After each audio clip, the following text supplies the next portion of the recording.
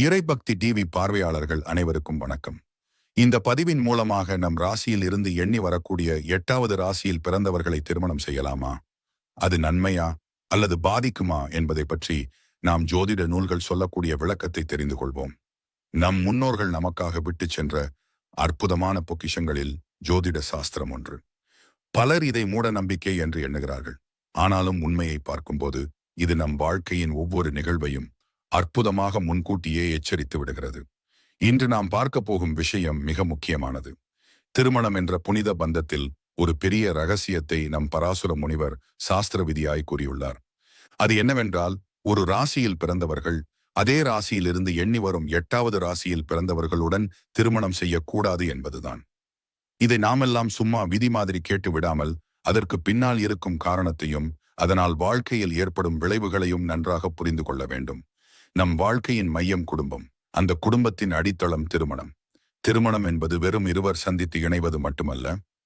2 குடும்பங்கள் சங்கமிக்கின்றன, 2 வம்சங்கள் ஒன்றாகின்றன, சந்ததிகள் பிறக்கின்றன, குடும்பத்தின் மரபுகள் தொடர்கின்றன. இத்தனை முக்கியத்துவம் வாய்ந்த பந்தத்தில் ஏதேனும் பிழை ஏற்பட்டுவிட்டால் அந்த பிழை ஒருவரின் வாழ்க்கையையே சிதைத்துவிடும். அதனால்தான் பராசுரர் விதி மிகவும் வலுவான எச்சரிக்கையை தருகிறது. நீங்கள் அறிவீர்கள், 12 ராசிகள் இருக்கின்றன. ஒவ்வொரு ராசியும் நம் வாழ்க்கையில் 12 பாவங்களை குறிக்கிறது. அதில் 7வது பாவம் என்பது தம்பத்திய பாவம், அதாவது கணவன் மனைவியின் உறவு. அப்படி இருக்கையில் 8வது பாவம் என்பது ஆயுள், மரணம், துன்பம், மறைமுறை, திடீர் சம்பவம், சோகங்கள் இவையெல்லாம் குறிக்கிறது. இந்த 8வது பாவத்தை சாஸ்திரம் எப்போதுமே மிகவும் கடினமான பாவமாக கூறுகிறது. ஏனெனில் வாழ்க்கையில மகிழ்ச்சியை தரும் பாவம் அல்ல அது. தடையை, கஷ்டத்தை, குழப்பத்தை தரும் பாவம். அதனாலதான் ஒரு ராசியில் இருந்து 8வது ராசி யார் என்று பார்த்து அந்த ராசியில பிறந்தவர்களுடன் திருமணம் செய்யக்கூடாது என்று சொல்கிறது. உதாரணமாக நான் சிம்ம ராசியை எடுத்துக்கொள்கிறேன். சிம்மத்தில் இருந்து 8வது ராசி மீனம். ஆகவே சிம்ம ராசியில் பிறந்த ஒருவர் மீனம் ராசியில் பிறந்த ஒருவரை மணந்து கொண்டால் அது 8ஆம் பாவ தொடர்பு ஆகிவிடுகிறது. இதனால் அந்த திருமணத்தில பிரச்சனைகள் வரும் என்று சாஸ்திரம் எச்சரிக்கிறது. அது எந்த மாதிரியான பிரச்சனைகள் தெரியுமா? முதலில் அந்த தம்பதியரின் மனதில் உரிமை குறையும்.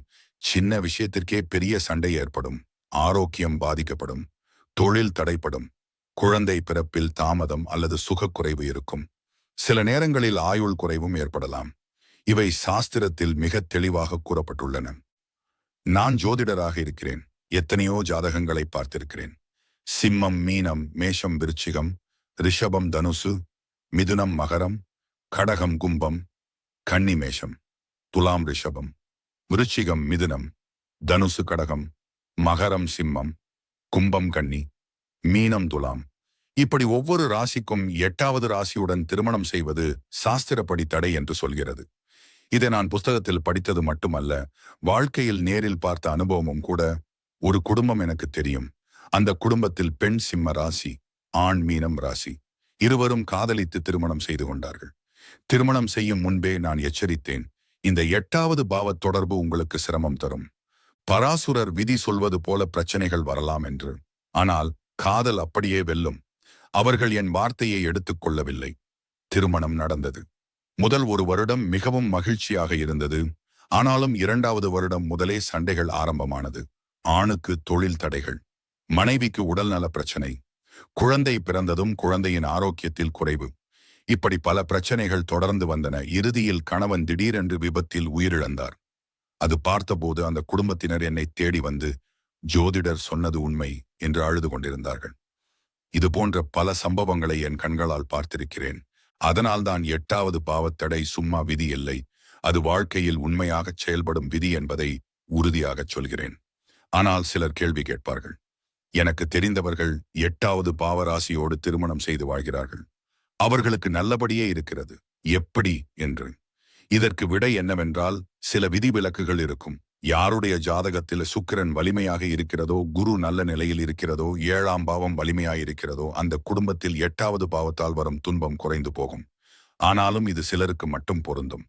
பெரும்பாலான சந்தர்ப்பங்களில் 8வது பாவத் தொடர்பு மிகவும் கஷ்டம் தரும். இங்கே நாம் புரிந்து கொள்ள வேண்டியது என்னவென்றால், ஜோதிட சாஸ்திரம் சும்மா எண்களோ கணக்குகளோ அல்ல. அது வாழ்க்கையின் அனுபவங்களை நமக்கு கூறும் அறிவியல். 8வது பாவம் ஆயுள், மரணம், துன்பம். அதனால்தான் அந்த பாவத்தில் இருந்து வருகிற உறவை, குறிப்பாக திருமண உறவை தவிர்க்கச் சொல்கிறது. சாஸ்திர விதியை நாம் பின்பற்றினால் நம் வாழ்க்கை பாதுகாப்பாக இருக்கும். சிக்னல் சிவப்பு காட்டும் போது நம் வண்டியை நிறுத்தினால் விபத்து நடக்காது. ஆனால் அதை மீறினால் விபத்து நடக்கும். அதே போலவே 8வது பாவத் தடை. நாம் அதை மதிக்காமல் விட்டால் வாழ்க்கையில் விபத்துகள், துன்பங்கள் வராமல் இருக்காது. ஆகையால் நான் மீண்டும் ஒருமுறை வலியுறுத்துகிறேன்.